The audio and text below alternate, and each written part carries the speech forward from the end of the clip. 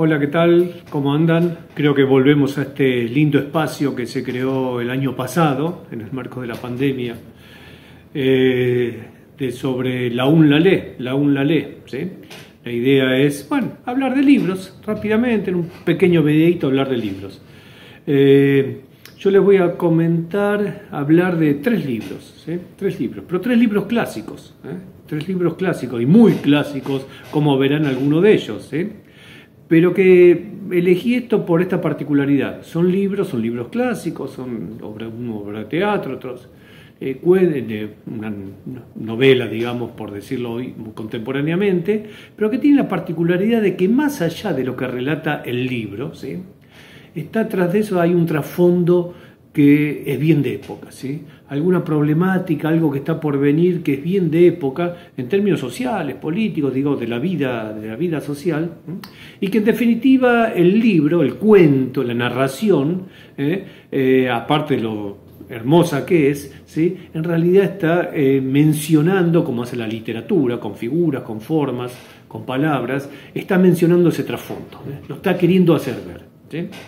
Bueno, el primer libro de esos es, por eso decía, muy clásico, uno de Shakespeare, de un clásico de Shakespeare, El Mercader de Venecia, una obra de literatura clásica y se hizo en teatro en todo el mundo cientos de veces, ¿sí? Y más allá de la historia, yo no les voy a relatar la historia, alguno lo habrá leído, otro lo puede leer, ¿sí?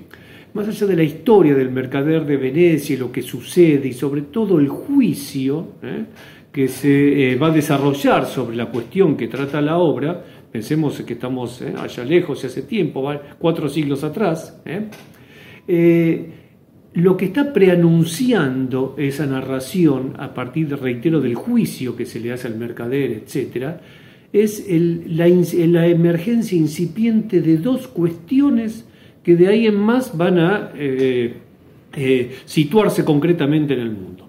La primera cuestión es el Estado, ¿sí? La primera cuestión es la del Estado. Pensemos que estamos en la época de las monarquías, ¿sí? Desde la época de las monarquías, Pero el Mercader de Venecia está viendo, el libro, ¿no? Está viendo la emergencia de esa institución política que va a ser señera en la modernidad, como concentración del poder político que es el Estado. Y por el otro lado, está previendo también una forma de articulación entre los intereses, que es lo que luego definitivamente va a dejar asentado el capitalismo cuando 2 siglos después se expanda por Occidente primero, el mundo después, ¿no? El contrato, la figura del contrato, ¿sí? La figura del contrato. Y en el Mercader de Venecia, quien leyó la obra, quien la puede llegar a leer, van a ver ustedes que en el final de la narración, cuando se salda la cuestión entre los interesados, esa cuestión se salda, ¿por qué? Porque aparecen estas dos figuras. El contrato, es decir, el ida y vuelta del juicio, implica un acuerdo que si no se cumple el otro va a estar penado. Reitero, en una época donde no existía nada de esto, era la discrecionalidad del poder nada más. Y por el otro lado el Estado, que en definitiva el Estado es la garantía de que los contratos se cumplan.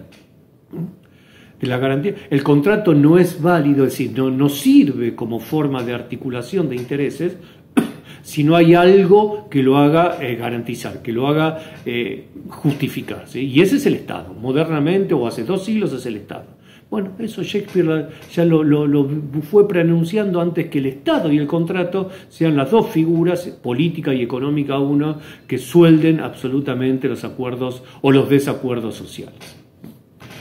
La otra obra que les comento, y donde lo tenía en libro, esas cosas, ¿no? Y una vez en un curso o algo así, lo llevé a fotocopiar y me perdieron el libro, pero por lo menos me dieron la fotocopia. Pero es otro texto, otro libro clásico ya, del siglo pasado, de Herman Melville. Herman Melville, acuérdense, Moby Dick. Pero este libro que pasó menos se leyó menos de toda la obra de Melville, sin embargo, tiene también las características del texto anterior que les comenté. El libro se llama Preferiría no hacerlo. Fíjense, preferiría no hacerlo. Miren qué título, ¿no? Y cuenta una historia, obviamente, que sucede en un lugar, una oficina, etcétera, donde alguien que se le da una orden, un simple empleado, a partir de ahí empieza con esta frase: preferiría no hacerlo. Una y otra vez le piden hasta que los que están arriba de él se empiezan a enojar y empiezan a decirle cosas, o que tiene que hacer cosas, o que irse a la casa, y la respuesta siempre es: preferiría no hacerlo. Bueno, ¿qué está diciendo esa obra? Avanza un poco más rápidamente. Está hablando de la desobediencia. De la desobediencia, pero no la desobediencia personal caprichosa, sino de la desobediencia pública, ¿sí? Cuando alguien, enfrentado a ciertas cosas, puede decir: no lo hago, desobedezco, ¿eh? Y la historia del mundo, y ni hablar de los 2 últimos siglos, y ni hablar del último siglo, se hizo en términos de la cuestión social, el conflicto social y político, a partir de la obediencia-desobediencia, el acatamiento a la orden o el no acatamiento a la orden. Y con eso se larga un proceso que quizás cambie las cosas, como efectivamente muchas cosas fueron cambiando, ¿no? Melville lo retrata en esta obra muy exactamente, ¿no? La desobediencia como forma política que todas las sociedades o grupos sociales tienen para tratar de cambiar lo que creen injusto. Y terminando, ya que la idea era 3 textos, vamos a un clásico, pero de acá, ¿no? Del Río de la Plata, porque en realidad es un escritor uruguayo, aunque escribió desde la Argentina mucho, ¿no? De principios de siglo, ¿sí? También una obra de teatro clásica, quizás se usaba mucho a veces en los colegios, por lo menos en una época, ¿no? Pero bueno, es muy conocida también, se hizo muchas sobre teatro también. Fíjense en el título: Mi hijo el doctor.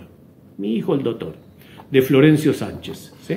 Fíjense en el título: Mi hijo el doctor. Es toda una obra está hecha en forma de teatro, así con personajes, diálogos, etcétera, toda una historia, pero fíjense, desde el principio del siglo, creo en 1906, algo así. ¿Qué nos está diciendo esa obra de teatro de Florencio Sánchez? ¿Qué nos está diciendo? Nos está mostrando esa época de la Argentina. Esa época de la Argentina, la época de las migraciones, del cambio social, de la idea de modernización, de la adscripción de la Argentina a División Internacional del Trabajo a la economía europea, el desarrollo de las ciudades, sobre todo Buenos Aires, etc. Y todo en un contexto de cierta movilidad social, querida o no querida, o más o menos aceptada por las clases, las élites dominantes, pero que, y este es el título, que permitía prever esto, ¿sí? Que, como dice ese título, mi hijo puede llegar a ser doctor. Pero fíjense, por eso está escrito así: mi hijo el doctor. ¿Qué quiere significar eso? Seguramente quiere significar la idea de una madre o de un padre, seguramente inmigrantes, o descendientes de inmigrantes, con una educación muy básica, por eso la palabra doctor, con una educación muy básica, muy primitiva, pero que piensan que es posible que su hijo, siendo ellos cuasi o semi-analfabetos, pueda llegar a ser doctor. Dadas ciertas condiciones, puede llegar a ser doctor. En el imaginario es posible, algo que no siempre es posible, ¿sí? Excepto que estén dadas ciertas condiciones históricas. Y la Argentina de principio del siglo, por muchas cosas, podía plantear esta representación, ¿sí? El hijo de inmigrantes, trabajadores o descendientes de inmigrantes casi analfabetos, reitero, podían pensar que su hijo podía llegar a ser doctor. Y esa es la historia de la movilidad social en Argentina. Los dejo con estas 3 obras. Hasta luego, gracias.